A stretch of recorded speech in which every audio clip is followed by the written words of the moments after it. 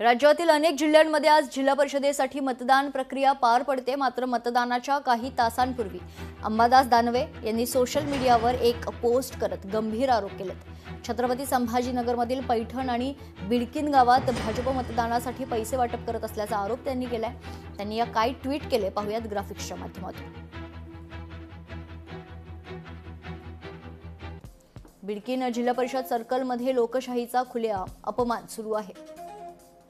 भारतीय जनता पक्षाचे उमेदवार विजय चव्हाण पैठण लाखेगावमध्ये पोलिसांच्या डोळ्यांसमोर 3000 प्रतिमतदार वाटत आहेत। निवडणूक आयोग आणि पोलीस प्रशासन फक्त शंडासारखे भगत बसणार आहेत का असा सवाल त्यांनी उपस्थित केला। कायदा फक्त सामान्य माणसासाठीच आहे का?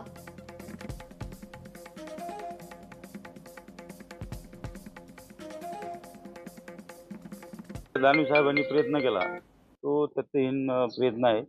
कारण की त्यांच्या पक्षाचा उमेदवार आमच्यापेक्षा पैशावाला आहे। आम्ही पैशाचा विषय आम्ही नाही करत। आम्ही निवडणुका ह्या लोकशाही मार्गाने लढतो आणि त्या चांगल्या कशा पद्धतीने लढल्या गेल्या पाहिजे त्यासाठी आम्ही प्रयत्न करतो।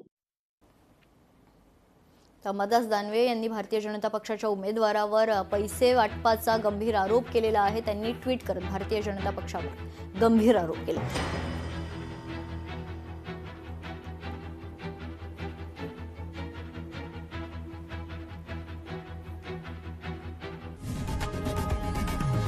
लोकशाही मराठी ऐका, पहा, जागरूक रहा।